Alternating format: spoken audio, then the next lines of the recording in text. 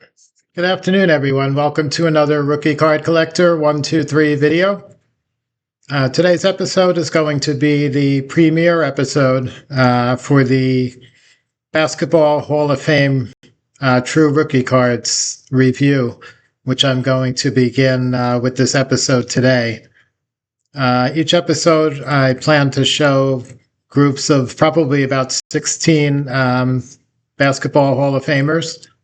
Basketball is a little bit different than baseball and even the football series that I've already started. Basketball includes more contributors and collegiate individuals, much more so than baseball or football. So there's going to be many names that are going to come up during this series, which are probably not going to be familiar to many collectors other than those that are real hardcore basketball historians. But they all have some sort of cards for the most part. I think there might be a total of over 300 Basketball Hall of Famers. There might be a total of maybe 5 or less that I could not find any sort of card for. So we're going to present the rookie card for just about every single Basketball Hall of Fame member. There's some female Hall of Famers. Like I said, there's some collegiates. There's many early contributors to the game. And then there's, of course, the traditional NBA players, coaches, and contributors as well. So we're going to start the series as I did with the football recently, about 3 weeks ago. We're going to start working in alphabetical order, beginning with A. And each episode, we're going to cover, like I said, about 16 Basketball Hall of Famers. And then we'll continue on again next time with the second episode. So first Hall of Famer we're going to look at here is going to be Senda Abbott. I'm not as familiar with some of these Basketball Hall of Fame individuals as I am with baseball and even football Hall of Famers. So some of these I cannot really provide a lot of background on. I did not do a lot of research on these. I'm really just presenting the rookie cards for each. So Senda Abbott was an early contributor. She was a female in the Basketball Hall of Fame. And there's going to be a number of cards from the same series, from the same set as the one I'm showing here. And they're all from 1986. They're all, it's called Hall of Fame Metallic. These cards are actually made out of a thin metal. They're not cardboard or paper at all. Baseball did a series for the Baseball Hall of Famers. They ran from 1981 until, I believe, 1989. It was the late 1980s. And they issued them in various different series. The basketball ones, I believe, were issued in 1986. So many of the contributors we're going to look at that would have not had any playing days cards, especially if they were never players, are going to fall into this 86 Hall of Fame Metallic series. It's a gray or silver color card, and like I said, made out of a thin metal. Okay, next to that one, we've got a much more popular, much more familiar Hall of Fame rookie. And this one, try to see if we can get the camera to focus a little better. This one is going to be Lou Alcindor from the Milwaukee Bucks initially. Later would change his name to Kareem Abdul-Jabbar. Would play for the Los Angeles Lakers for many, many seasons. Played on the Showtime Lakers with Magic Johnson and the great teams during the 80s that won multiple championships and played the Boston Celtics almost every year in the finals. So Alcindor's rookie card is from the 69-70 Topps. That was a landmark series for Topps. They had produced only one issue prior to that, which was 1957. Then they went 13 years without producing cards. And in fact, there was only one basketball set produced between 1958 and this 1969-70 Topps series. And that was the 61-62 Fleer basketball. So Alcindor pictured here, just out of college. These cards are called tall boys, for the reason that they are about the same width as traditional cards, but they are much taller. Kind of like the 65 football, Topps football series with the American Football League players. 69, 70, and then the following year, 70, 71, Topps would make these tall boy cards for the NBA for basketball players. So Kareem Abdul-Jabbar, 69, 70, Topps true rookie card. Okay, next one we have is another individual, Lydia, another female, Lydia Alexieva. She was also a contributor. Unfortunately, this was one of the 5 or so that I could not find any sort of card for, so I have nothing to present for Lydia Alexieva. She was an early contributor to the game. Next up is going to be another card which we're going to have from a series several times throughout this series. This is Fog Allen. I mentioned in the beginning there's going to be a bunch of collegiate players, coaches, contributors. Fog Allen is one of those collegiate coaches. Coached most famously for the University of Kentucky for many, many years, and is in the Basketball Hall of Fame as a college coach. He appears in this 1968 Hall of Fame. These are called the bookmark set. They're sort of in the same line as the 69-70 Topps tall boys. So they're much taller than they are wide. And they're in the shape of bookmarks. So they have the image of the individual on top, then they have the name, and then they have a short bio underneath the image on there. Many of the Hall of Fame contributors, collegiates that did not have any sort of NBA playing days cards. There's going to be a number of these situations which are going to appear in the 68 Hall of Fame bookmark set.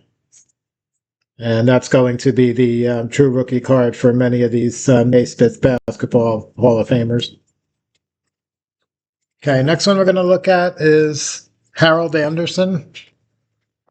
He's going to be another one that's going to appear on that metallic Hall of Fame set from 1986 basketball put out by the Hall of Fame. He was another contributor during the early days of basketball. And the 86 Hall of Fame metallic, Harold Anderson. Okay, next to him we've got a more well-known NBA rookie, Nate Archibald. Nate Archibald's nickname was Tiny. He was obviously very small. I believe he was about 5'7" or so. Was much more of a size of a point guard, but actually was a shooting guard. Put up some good assist numbers, but primarily known for his scoring. Was a many-time NBA All-Star and played for Cincinnati in the early 70s. His rookie card is the 1971-72 Topps. That would be the first year during this time period that the cards would be a traditional size. 69-70 and 70-71 were tall boys. So 71-72 Topps would represent the first time since 57 that Topps would produce cards in that traditional size format. Next up we have Paul Arizin. Arizin, true rookie card is going to be, this is an example of that 57-58, the first year Topps put out basketball cards. Arizin was a Hall of Famer, Hall of Fame player, pictured in that 57-58 set, and would be a true rookie card for him. Next to him, we have a very famous NBA coach, Red Auerbach. Auerbach would be the coach for the Boston Celtics. He was the coach during all the Bill Russell championship years. Bob Cousy on that team as well. And Auerbach was the head coach throughout the 60s and into the very early 70s, before leaving Boston, and Bill Russell. So his rookie card would be the 1948 safety card. This was a multi-sport set. When we covered some of the baseball players, we saw that Early Wynn had a card in this set, rookie card. Bill McGowan, the Hall of Fame umpire in baseball, he had a rookie card in the series. Then Red Auerbach has a basketball rookie card in the set as well. So 1948 safety card. This was sort of a police type set. These cards were more in the format of like a playing card deck type of series with rounded corners. And the true rookie for Red Auerbach.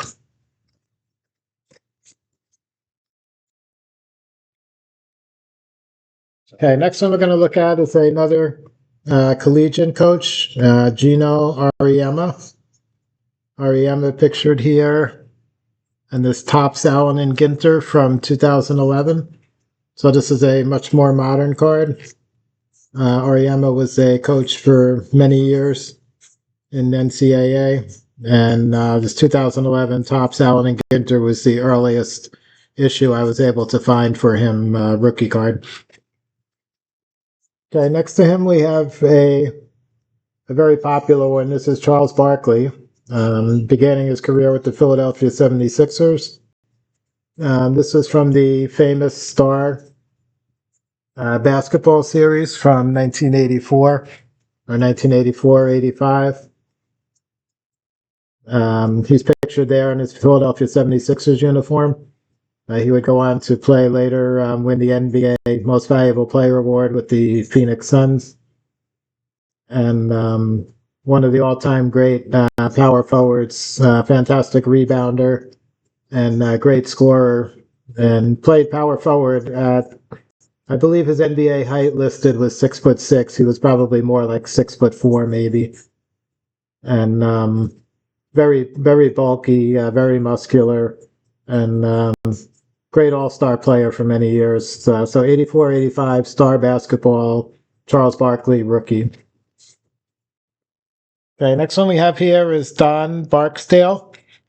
Played college at UCLA. So the rookie card I was able to find for him was the 1991 Collegiate UCLA card.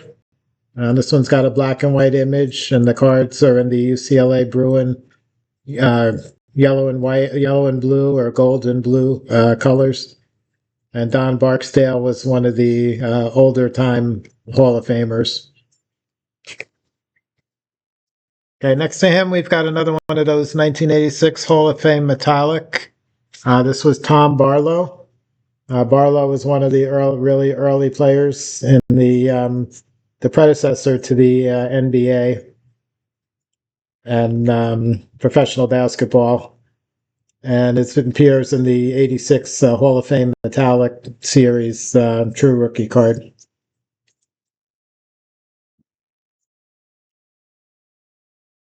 Okay, next one we're going to cover is Leon Barmore. He was a contributor, was at Louisiana Tech, and the card I was able to find for him was a 1993-94 Upper Deck. This one's actually autographed. This would have been one of those pack-pulled autographs. And more modern card, 2003-04 Upper Deck, Leon Barmore. Okay, next to him is a much more well-known NBA star, began as an ABA star, Rick Barry. He was a big-time scorer coming out of college, went to the ABA, was one of the first major stars to sign with that league, would eventually come over to the NBA later on. You could see him with the old red, white, and blue ABA basketball there, playing for New York early in his career. And this would be a 71-72 Topps, the first year that Topps did the traditional size cards during the 70s. Rick Barry.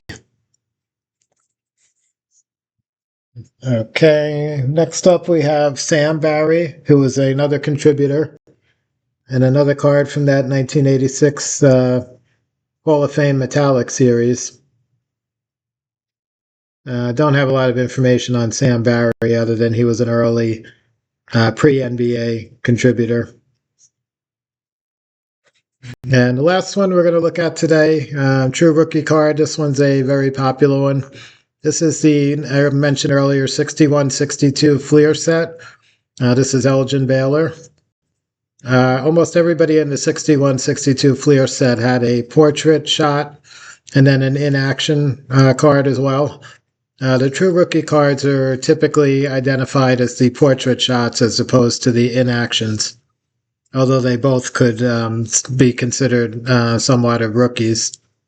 The portrait poses are much more popular and thus much more valuable in terms of rookie card status.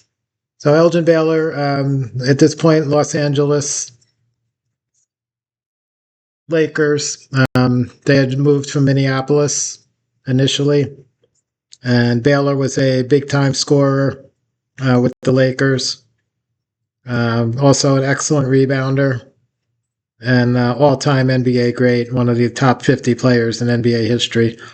So 61-62 Fleer, Elgin Baylor, his portrait shot, True Rookie card. So that's going to wrap up today's episode, the kickoff episode for the Basketball Hall of Fame True Rookie Card review.